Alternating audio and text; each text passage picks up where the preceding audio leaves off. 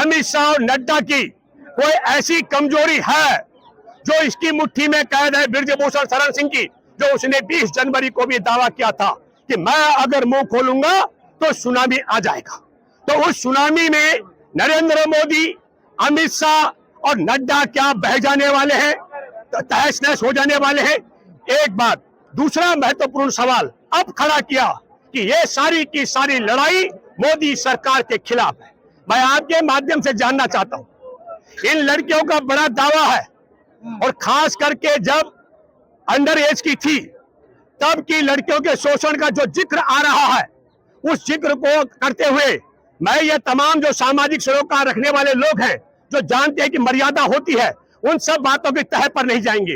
लेकिन एक बात कि लड़कियां यौन शोषण की शिकार नरेंद्र मोदी को मिली है। विनेश फोगाट का परिवार, मां और भाई भी साथ था।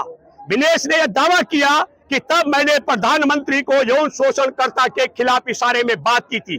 नरेंद्र मोदी ने इस बात का भी खंडन नहीं किया। इसका मतलब विनेश का यह आरोप भी 100% सत्य है।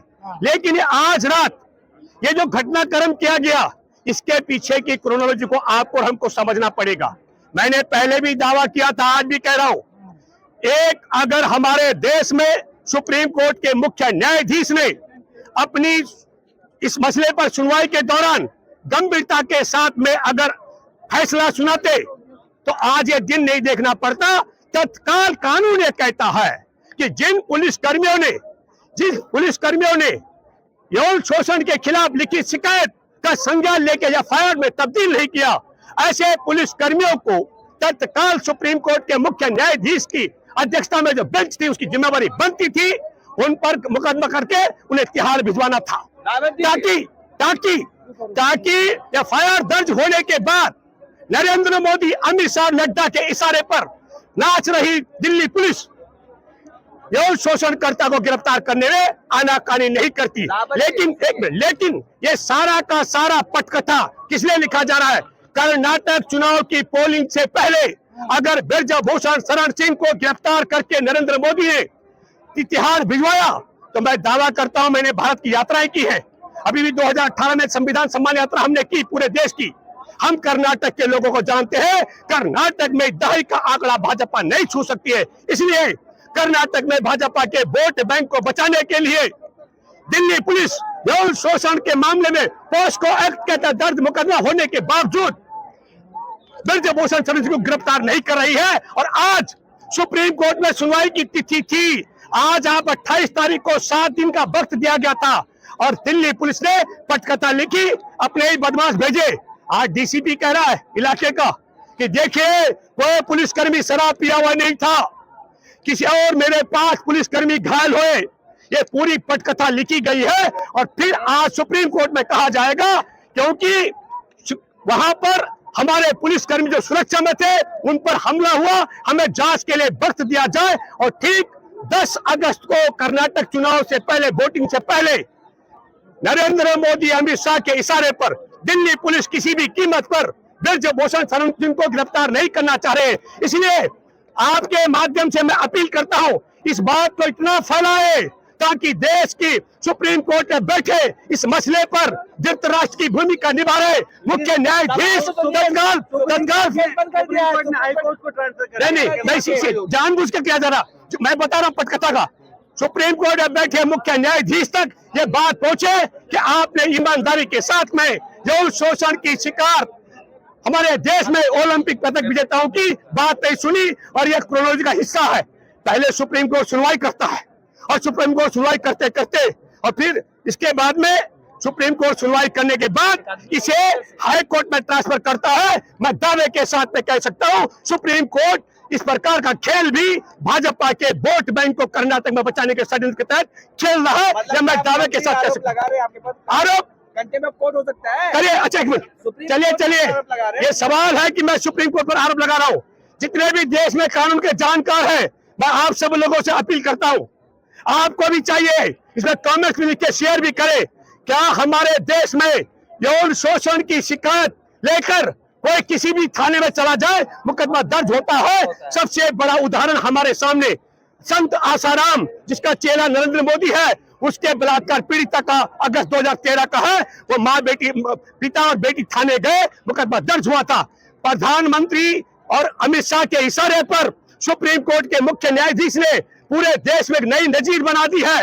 अब बलात्कार पीड़िताओं को, चाहे ओलंपिक पदक विजेता हो और चाहे आम गरीब गुरबा की हो, उन्हें पहले धरने पर बैठना पड़ेगा, फिर उन्हें सुप्रीम कोर्ट का दरवाजा खटखटाना पड़ेगा, फिर कपिल सिब्बल जैसे बड़े वकील को हार करना पड़ेगा, और तब भी कोई गारंटी नहीं है कि नाबालिग का बलात्कार होने के बाद भी योगी के राज में, मोदी के राज में, अमित शाह के राज में, संघी सरकार के राज में बलात्कारी यौन शोषण करने वाले गिरफ्तार होंगे कि नहीं। ये नजीर हमारे देश में सुप्रीम कोर्ट के मुख्य न्यायाधीश ने खड़ी कर दी है। ये देश के लिए, मैं कहता हूं संविधान के लिए, लोकतंत्र के लिए, महिला अधिकारों के लिए और हमारे देश से बने कानून के लिए काला दिन है। आपके हिसाब से कौन सी लफ्ज है जो दबा रखी है, क्योंकि चुनाव एकदम सर पे है कर्नाटक? चार पांच चीजें हैं।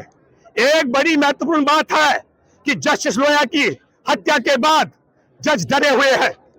दूसरी महत्वपूर्ण बात, हमारे देश में दुनिया का सबसे ताकतवर जासूसी सॉफ्टवेयर पेगासस है, मुझे लगता है जज उसके दायरे में है। और 3, आपको मालूम होगा दिल्ली दंगों की सुनवाई कर रहे जस्टिस मुरलीधर की देर रात को इसलिए तबादला कर दिया गया था क्योंकि उन्होंने आदेश दिया था दिल्ली पुलिस पर गोली मारने की बात करने वाले ठाकुर, जो अभी खिलाड़ियों के साथ भी अत्याचार कर रहा है, अनुराग ठाकुर का बात कर रहा हूं, परवेज वर्मा का, और एक और कपिल मिश्रा जिसने नरेंद्र मोदी की सीडी का मसला दिल्ली विधानसभा में उठाया था, किस प्रकार बेटी का अपहरण करने में नरेंद्र मोदी तब मुख्यमंत्री रहते शामिल थे।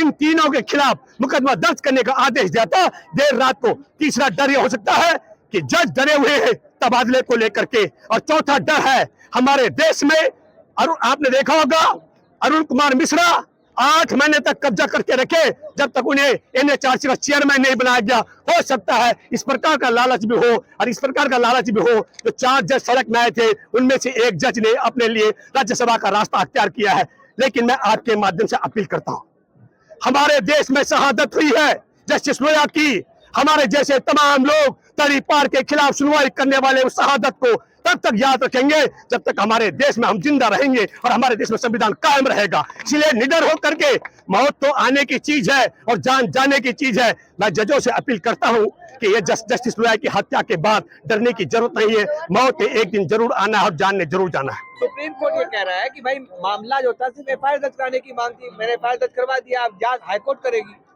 देखिए, मैंने सुप्रीम कोर्ट की सुनवाई से पहले दावा किया था, अब भी कर रहा हूं, कानून यह कहता है कि शिकायत कहीं भी जाएगी 0 FIR दर्ज होती है। सुप्रीम कोर्ट ने ऐसा नहीं किया। सुप्रीम कोर्ट ने ऐसा नहीं किया है कि यौन शोषणकर्ता की गिरफ्तारी के लिए FIR दर्ज न करने वाले पुलिस कर्मियों को दंडित कर दिया होता। अगर वो जेल चले गए होते, FIR के बाद ब्रिजभूषण जेल में होता। और ये पहलवान लड़कियां इतने ओलावृष्टि और बर्फ में, मैं बर्फ कहूंगा, जब सबसे ठंड में भीग करके यहाँ नहीं बैठने को विवश होती, ये बात होती। लेकिन मुख्य न्यायाधीश, शुक्र है आपने तो देश में, हम सब लोगों को बड़ी आशाएं थी कि आपके फैसले बड़े अच्छे हैं, लेकिन यकीन मानो महिलाओं के मसले पर, चाहे वह बिल्किस बानो का मसला हो, किरण नेगी का मसला हो, इन लड़कियों का मसला हो, मैं कहता हूं कि आपने देश में काला अध्याय लिख डाला है। ये बात मैं दावे से कहता हूं। क्या बात, अच्छा हो गया।